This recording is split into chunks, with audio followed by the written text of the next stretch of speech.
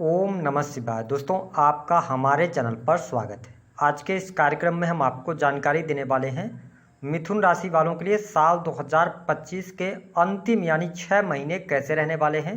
जुलाई 2025 से लेकर दिसंबर 2025 तक ग्रह गोचरी स्थितियों के आधार पर आपके जीवन में किस प्रकार की परिस्थितियों का निर्माण होगा, कौन सी महत्वपूर्ण घटनाएं आपके जीवन में घटित होंगी, कितना शुभ और अशुभ प्रभाव इन 6 महीनों में आपको देखने को मिलेगा। विस्तार से इस वीडियो में हम चर्चा करेंगे। साथ ही बताएंगे 4 बड़ी खुशखबरी आपको अवश्य प्राप्त होने वाली है और इसके साथ वह कौन सी वस्तु है जिसको चुपचाप यदि आप अपने पास में रखते हैं तो निश्चित तौर पर आपका समय कैसा भी चल रहा हो आपको भाग्य का सहयोग अवश्य मिलेगा। तो यह वीडियो आपके लिए बहुत ही महत्वपूर्ण और ख़ास है। आप इसे अंत तक जरूर देखें और यदि आप चैनल पर पहली बार आए हैं तो चैनल को सब्सक्राइब कर लीजिएगा, नोटिफिकेशन बिल को ऑन कर लीजिएगा।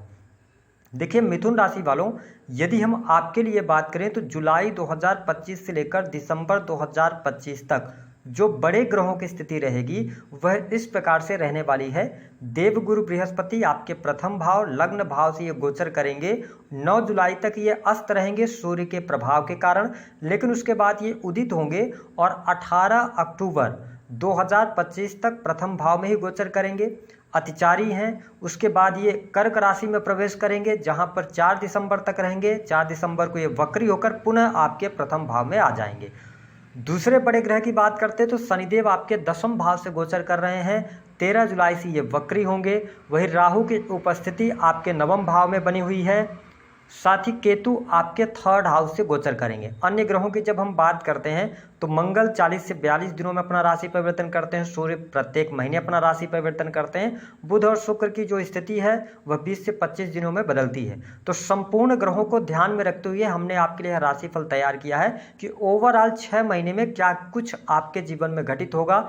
आइए विस्तार से जानते हैं। सबसे पहले हम बात करेंगे देवगुरु बृहस्पति की। शुरुआत वहीं से करेंगे कि बृहस्पति आपके सप्तम भाव के स्वामी बनते हैं और दशम के स्वामी होकर लगन से यानी प्रथम भाव से गोचर करेंगे 18 अक्टूबर तक। देखिए 18 अक्टूबर तक का जो समय है यह कार्य क्षेत्र में आपको सफलता दिलाने वाला होगा। हालांकि शनि आपके दशम भाव से गोचर कर रहे हैं तो शनि जिस भाव में बैठते हैं उस भाव से रिलेटेड चीज़ों में थोड़ा सा धीमापन ला देते हैं और दशम भाव आपका कर्म स्थान होता है। तो निश्चित तौर पर आप अगर मेहनत कर रहे हैं अपने करियर में, अगर आप बिजनेस कर रहे हैं, व्यापार कर रहे हैं तो निश्चित तौर पर बिजनेस व्यापार में अप्रत्याशित सफलता आपको अवश्य प्राप्त होने वाली है। देवगुरु बृहस्पति की अमृतमय दृष्टि भी आपके सप्तम भाव पर रहेगी। तो बृहस्पति के आशीर्वाद से नए बिजनेस की यदि आप शुरुआत करना चाहते हैं, पार्टनरशिप की तरफ बढ़ना चाहते हैं या मल्टीपल बिजनेस की तरफ आप आगे बढ़ना चाहते हैं तो जुलाई से लेकर 18 अक्टूबर तक आप नई शुरुआत कर सकते हैं। आपका पुराना बिजनेस है उसमें भी आपको सफलता अवश्य प्राप्त होगी। हालांकि शनिदेव की दशम भाव में उपस्थिति की वजह से जो भी चीज़ें होंगी मिथुन राशि वालों धीमी गति में होंगी, लेकिन स्टेबल चीज़ें आपके लिए होती हुई नजर आ रही हैं। थोड़ा सा संघर्ष जरूर रहने वाला, लेकिन चीज़ें आपके लिए बढ़िया रहने वाली है।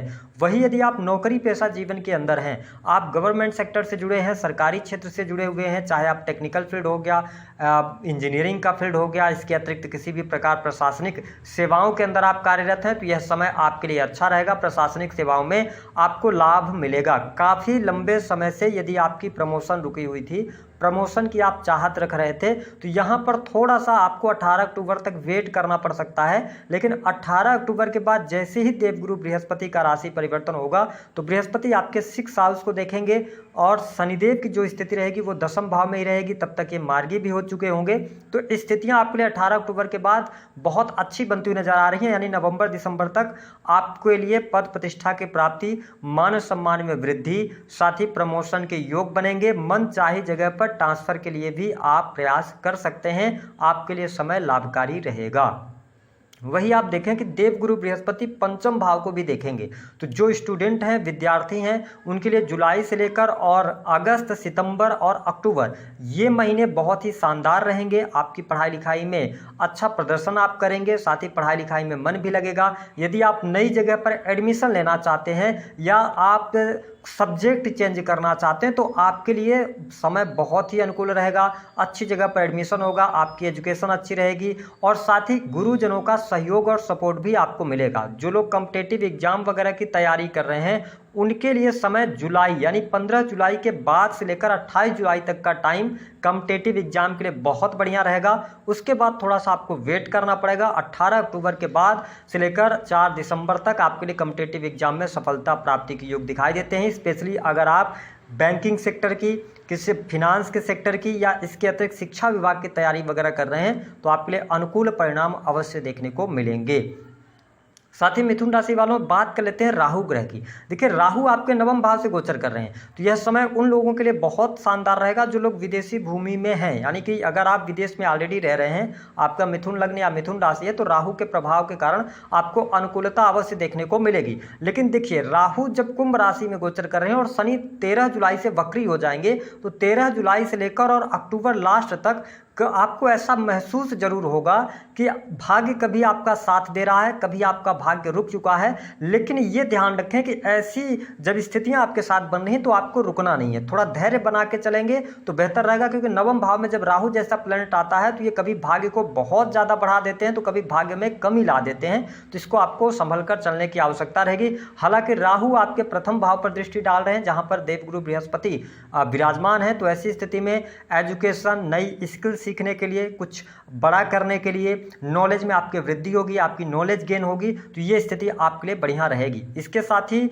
18 अक्टूबर 2025 से पहले देखें कि राहु की दृष्टि आपके पंचम भाव पर है, देवगुरु बृहस्पति की भी दृष्टि पंचम भाव पर है। तो ऐसी स्थिति में संतान अथवा फैमिली प्लान करना चाहते हैं जो लोग नवविवाहित हैं तो उनके लिए अच्छा है। फैमिली अथवा संतान प्लानिंग के लिए समय अच्छा रहने वाला है। इस समय अवधि के दौरान आप प्रयास कर सकते हैं। लेकिन जो माताएं बहनें गर्भवती हैं उनको थोड़ा सा ध्यान कब रखना पड़ेगा, 18 अक्टूबर से लेकर 4 दिसंबर तक, क्योंकि राहु जैसा प्लैनेट जब पंचम भाव को देखेगा और देवगुरु बृहस्पति का राशि परिवर्तन हो जाएगा तो 18 अक्टूबर से 4 दिसंबर तक थोड़ा सा अपने खान पान को आपको नियंत्रित करना पड़ेगा और एक्सरसाइज और टेंशन फ्री रहना पड़ेगा ताकि आप जीवन में अच्छे तरीके से आप स्वस्थ रह सकें। और इसके साथ ही देवगुरु बृहस्पति जब सप्तम भाव को देख रहे हैं तो आप देखेंगे कि यहाँ पर बृहस्पति के आशीर्वाद से वैवाहिक जीवन आपका अच्छा रहेगा। देखिए सप्तम भाव के स्वामी होकर गुरु आपके प्रथम भाव में गोचर करें, यानी कि आपके पार्टनर का पूर्ण रूप से सहयोग मिलेगा।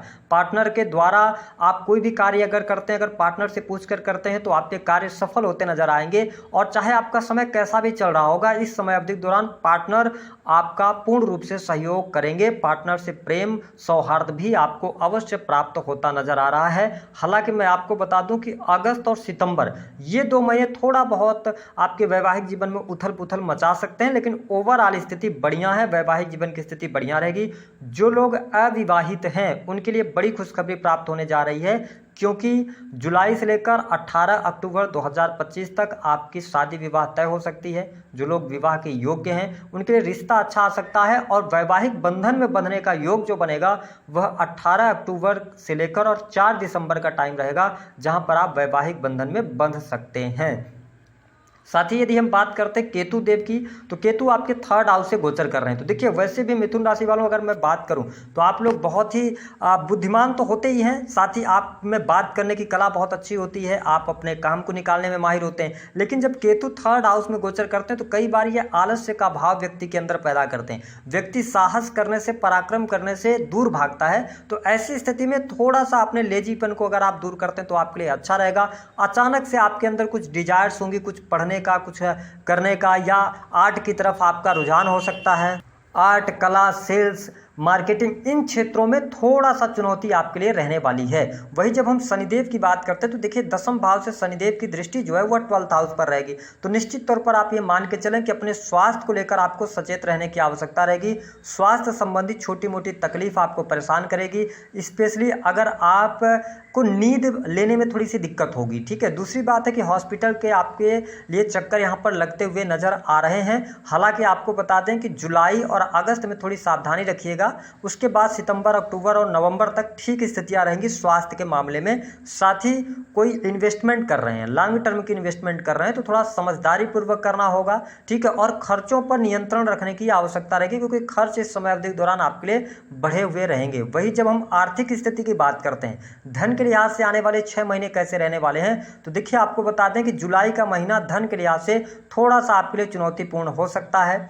आर्थिक स्थिति में उतार चढ़ाव देखने को मिल सकता है, आर्थिक तंगी आप महसूस कर सकते हैं। लेकिन जैसे ही अगस्त का महीना आएगा तो अगस्त के महीने से धीरे धीरे करके आपकी आर्थिक स्थिति जो है वह बेहतर होने लगेगी और कुछ सुख सुविधा से जुड़ी हुई चीज़ें भी आपको प्राप्त होंगी। लेकिन ये अक्टूबर और नवंबर तक आपको टाइम लग सकता है। भूमि भवन वाहन से संबंधित यदि आप कार्य करना चाहते हैं तो 1 अगस्त से लेकर और आप 20 सितंबर 2025 के मध्य कर सकते हैं, इसमें आपको लाभ मिलेगा।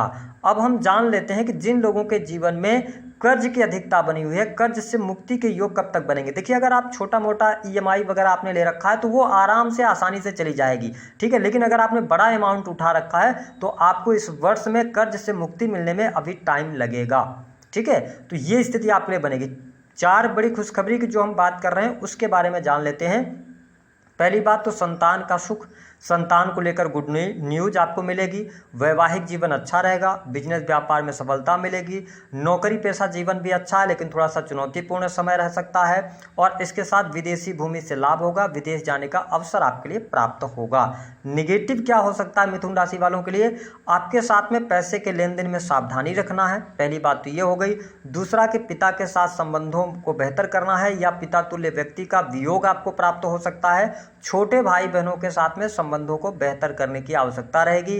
अपने हेल्थ का आपको ध्यान रखना है, बाकी चीज़ें आपके लिए बेहतर यहाँ पर बनी हुई हैं। उपाय क्या करना है, देखिए मिथुन राशि वालों, कई बार जीवन में ऐसा समय जरूर आता है जब व्यक्ति सब कुछ कर रहा होता है, अपना प्रयास भी कर रहा होता है, अपना अनुभव भी लगा रहा होता है, लेकिन चीज़ें होते होते रुक जाती हैं, नहीं पूर्ण हो पाती हैं। तो ऐसी स्थिति में मैं आपको एक बहुत ही सामान्य सा उपाय दे रहा हूं जिसका आपको मैजिकल इफेक्ट देखने को मिलेगा। करना क्या है कि आपको ना अपने जिस भी बेडरूम में आप सोते हैं वहां पर एक साफ स्वच्छ नई आप कांच की कटोरी ले आएं और उसमें थोड़ी सी मात्रा में कपूर रख के और उस कटोरी को हमेशा रखा रहने दें।